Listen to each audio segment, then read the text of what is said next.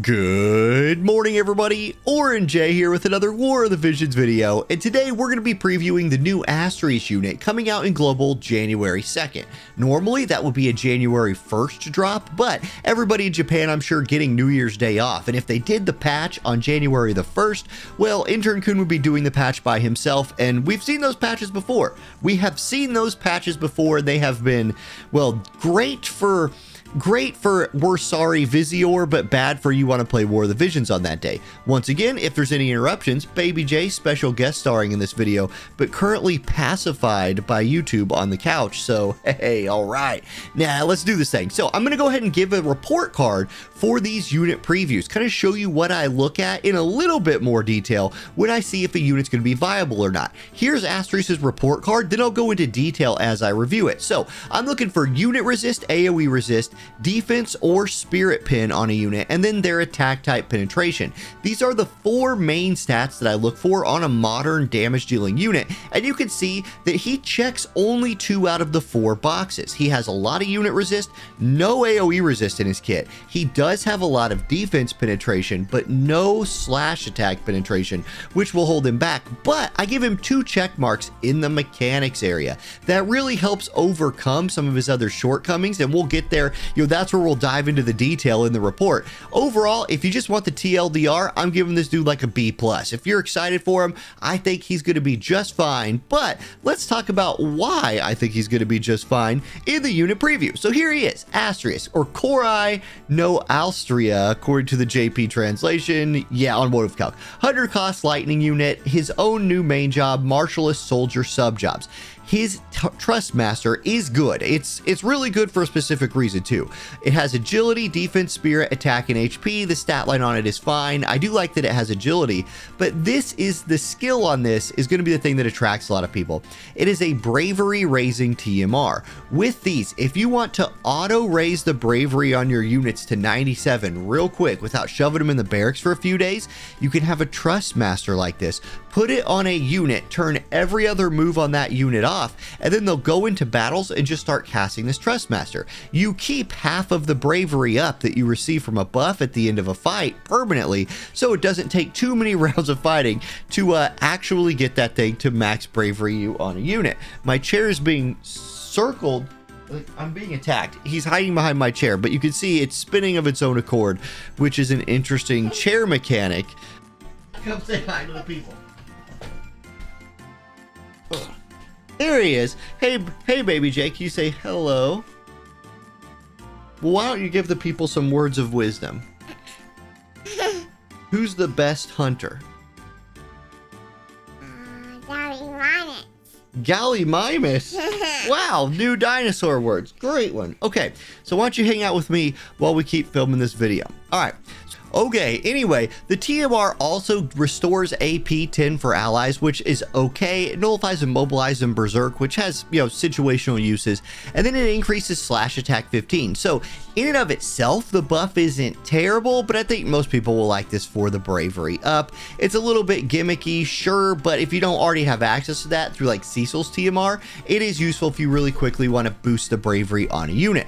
Okay, his master ability. He's got that group buff, of course he does. And then he does have slash attack penetration 20. Now you might be thinking, hey, or Jay, you counted him off for attack type penetration on your grade card. He only has this 20, and that is well short of like the 80 mark that I'm really looking for on a unit. 80 to 100 is kind of the sweet spot. 50 is like, hey, you kind of have it. 20 means you're going to need to go find penetration from another source to make him do damage, and that's a little bit scary, especially for an attack type like Slash, which has a lot of resistance in the game. Then he has acquired AP up 30, his dream ability, single target resist, told you he's got a lot of this working for him. Reaction block rate 30, good, that counts as like a modern mechanic, so that's one of those check marks there. And then barrier break sword, his skill gets an upgrade. When we go look at his skills, this is where he really shines. It's in his kit.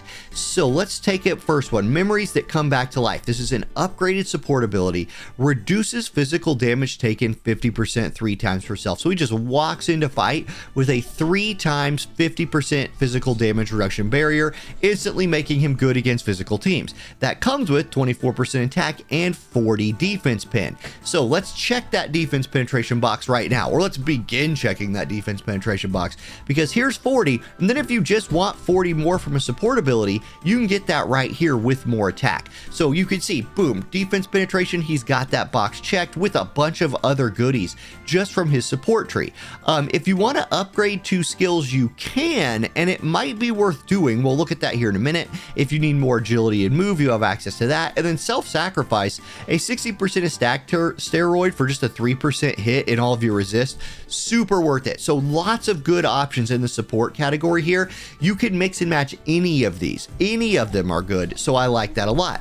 Counter moves. He has a 100% chance to counter slash and strike damage if you upgrade after the slash with this support ability here. Otherwise, it's still just 70, which is good. The rage on it's great, and he counterattacks with 121% damage. It is a preemptive counter, which is very powerful. This is a great support or counter ability. You're going to run this one all the time. Even though he has physical evade and you might want to run him anti-physical, I still think you run after the slash, because if you kill somebody before they hurt you, that also negates the damage, just like reflex does. Okay, let's look at his main job next. Baby J has moved to the living room, which, okay, let's hope he stays out there for like 5 minutes so I can finish filming this. We're going to go through his main job. Remember, he got double check marks on the mechanics box that, in my opinion, really helps him overcome his lack of attack type pin and his missing AoE resist, but he has so much going on here. Let's break that down. I'm going to use his TP moves first. His first TP move, his group buff, Power of Crystal. This is a really powerful group buff that gets upgraded through one of his support abilities right here, the one that upgrades 2 skills, the counter move, which we already talked about, and this buff. The group buff itself does not change based on the upgrade, but the new counter move he gains does change. So yes, he will be rocking 2 counter moves with this buff on that can be upgraded through that support ability. It's a 25% agility steroid for your group and 25 single target resist group buff. That's crazy. Then it also gives him Dispel to ignore fatal damage. So the ability to turn courage off will be dispelled on his enemies. Then he gets Crystal Protection as a counter move for 3 turns. Crystal Protection has one of 2 forms. The non-upgraded form, a 50% chance to proc that reduces physical damage by 45%. With the upgrade, you gain a 20% more chance for that to proc for the same amount of damage reduction. So pretty dang good buff right here.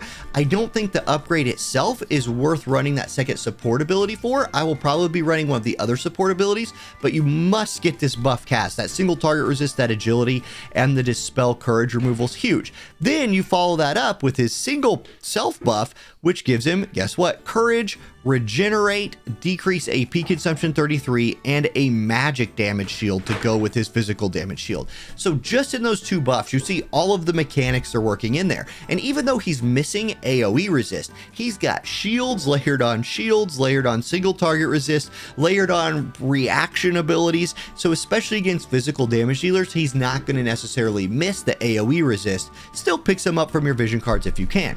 For his moves, he has a cheap 2-hit move, which is always good, decreases slash attack for the target.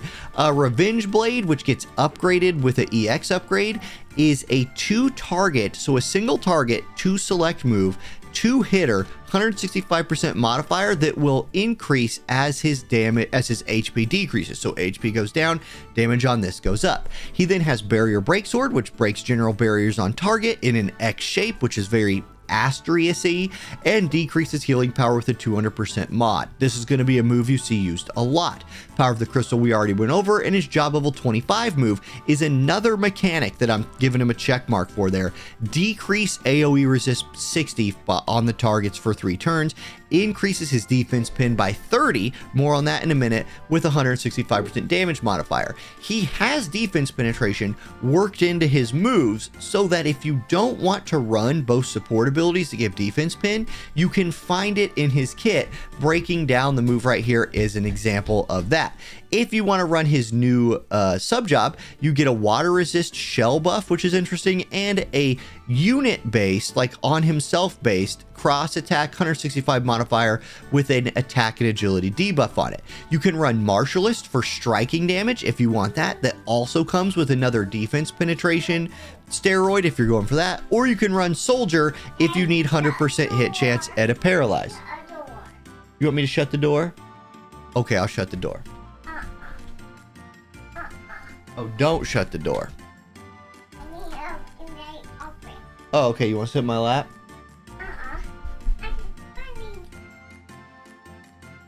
Okay, so that's great. Then you see here's his reaction abilities. This Obeo Blade, this is from his Limit Break.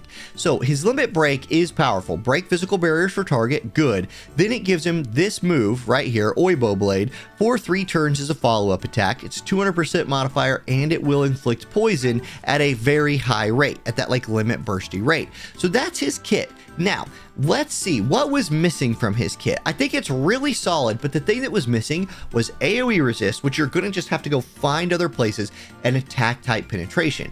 He does pick up a little bit more from Great Sword of the Gospel. This is his farmable weapon. It gives him another 20 that when combined with his master ability puts him at 40. But again, I'm looking, 40 is like one support ability. So in my opinion, he falls that second half of his slash attack penetration short. You'll need to go find that. The sword also gives him human killer 10 with physical attacks and slash attack 15 for anybody. It has 211 attack, which is strong. I like this sword a lot. You're gonna want to combine this guy. Like in my opinion, you're gonna want this card for him in his group, the Dreamiest of Eggs. This is where you're gonna be able to go to find that slash attack penetration 35 that he'll need, and it has unit resist on it, which is great. Baby J is starting to attack me at this point, so let's throw that gray card on the screen one more time. I'll put this. Hey, you come here. Break it down for him, Baby J. Say he gets a B+. I'm gonna throw him onto the couch. He's gone. Okay, it looks far away. It's actually just right next to me. That was not correct. See, he's back for more. Anyway, B+ for new Astrius. Just for 5 seconds, be quiet. B+ for new Astrius. There's his kit. I'm pulling for it for sure. Good luck on your pulls if you are. Peace.